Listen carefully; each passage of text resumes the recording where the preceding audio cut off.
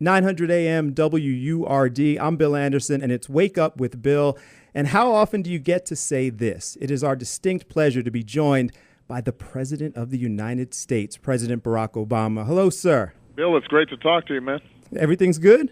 Everything is good. I hope everybody in Philly is waking up and having a great morning.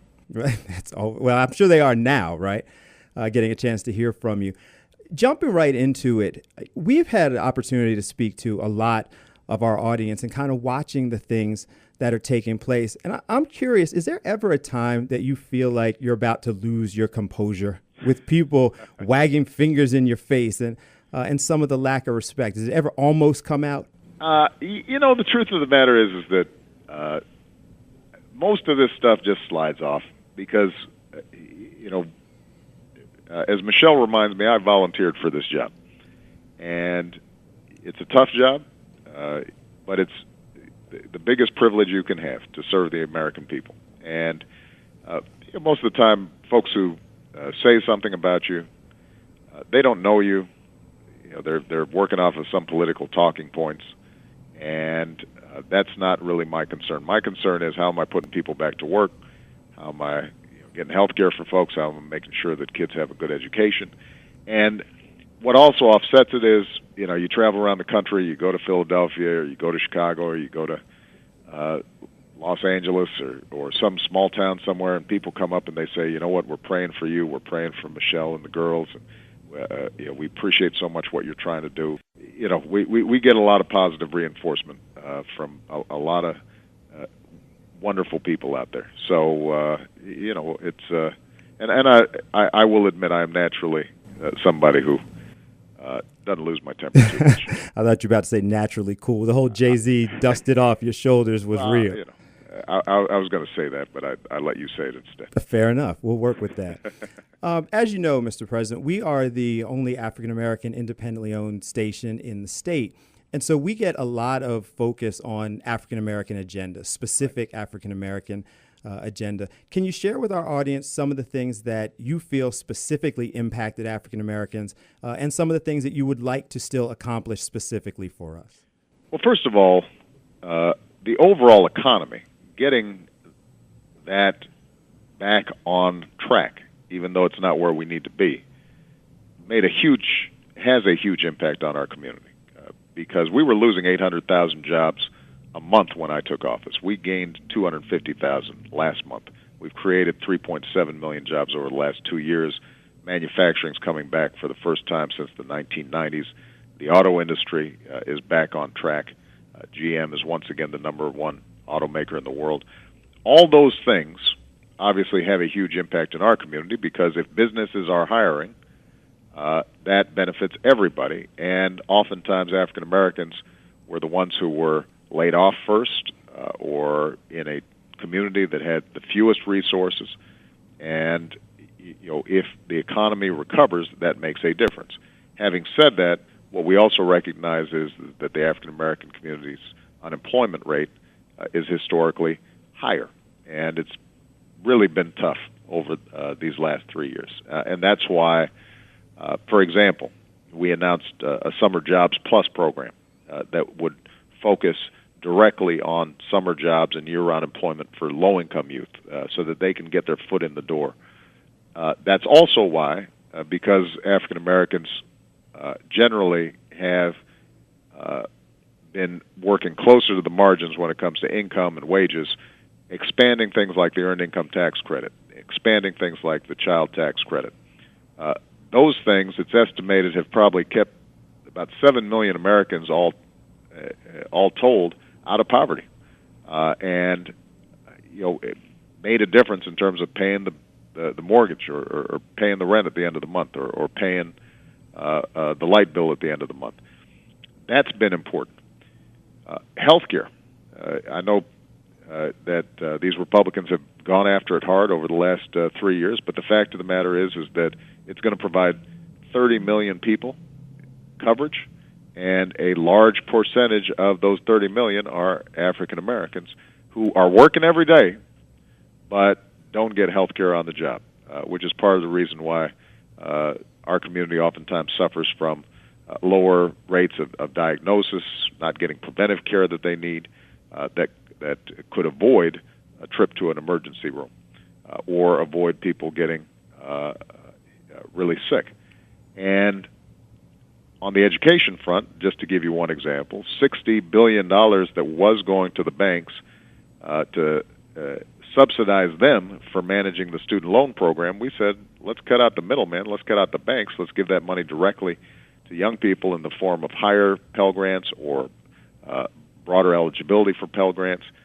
Those help young people in our communities across the board in being able to get the skills and the training they need to get an education. So, we've got a terrific track record of helping everybody, and the African American community has obviously specifically benefited from many of these programs.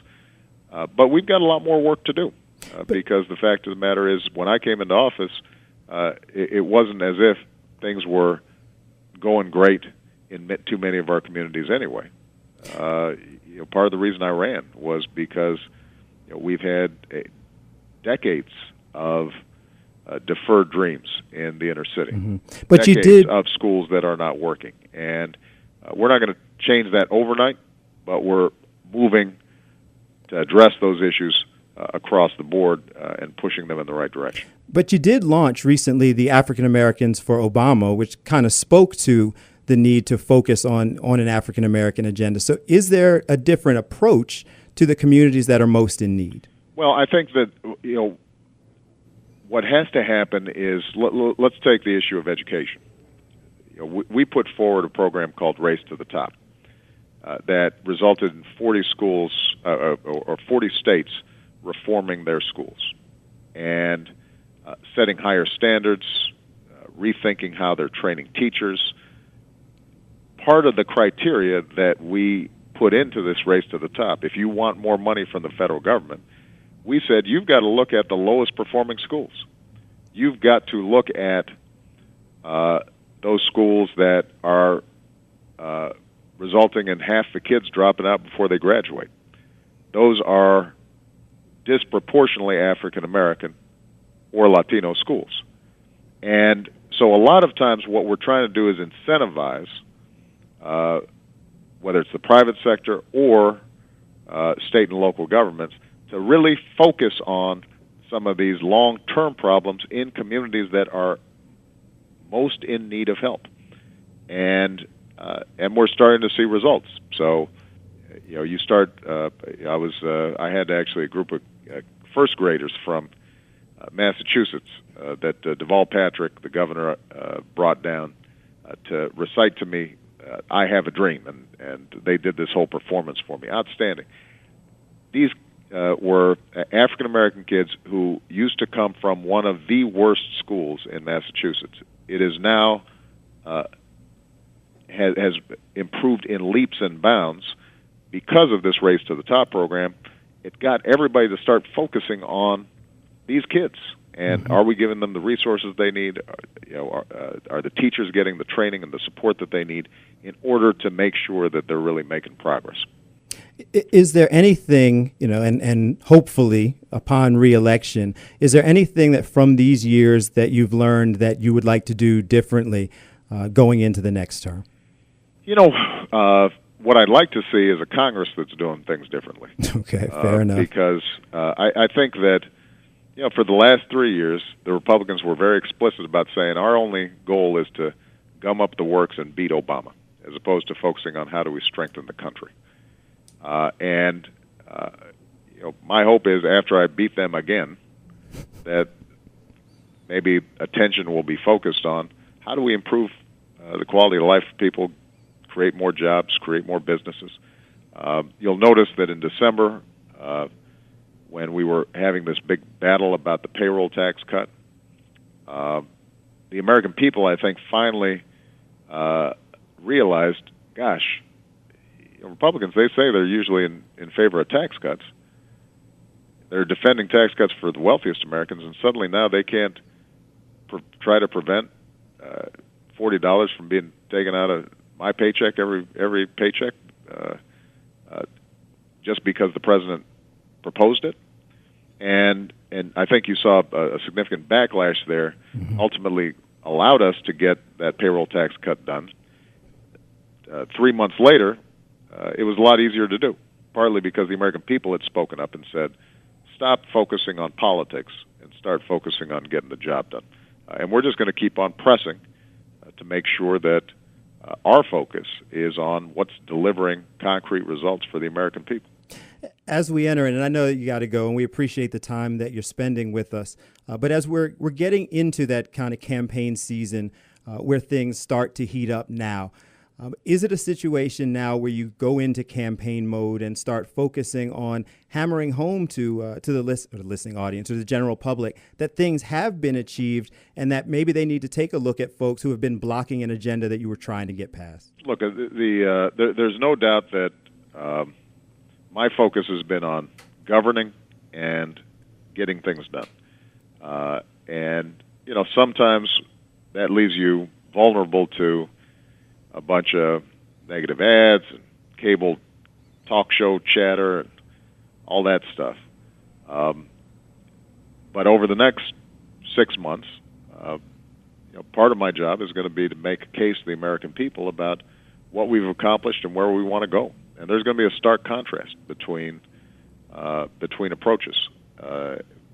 My approach that says let's invest in American manufacturing and American energy and building skills for American workers and making sure that our tax system is fair so that millionaires aren't paying lower tax rates than their secretaries. And that's going to be one vision, and they're going to be presenting another vision that basically says it's okay if just a few people are doing well at the top and everybody else is struggling to get by. I am confident about where I think the American people will want to go. And I think that the American people, when they look back at everything that we've gotten done over the last 3 years, are going to say, you know what, we're not happy yet with where things are because too many folks are still hurting out there. But I think we're moving in the right direction, and I'm pretty confident about that. And my general attitude is the more folks know, the more information they have, the more likely they are to support our efforts here in the White House. Mr. President, we appreciate you taking some time with us. I appreciate you being cool. I still say in some of those quiet moments when no cameras around, you sit back with the family and go, did they really just say that to me? I think there are some of those moments, but I appreciate it. I appreciate you, Bill. Thank you. Everybody have a great week. Thank you so much, sir. You have a good one. Bye-bye. You take care. 900 AM WURD. We got to spend some time with the President of the United States, President Barack Obama. We certainly appreciate him. And we'll be right back, folks. Stay tuned. 900 AM WURD, on air, online, and in the community. 900 AM WURD.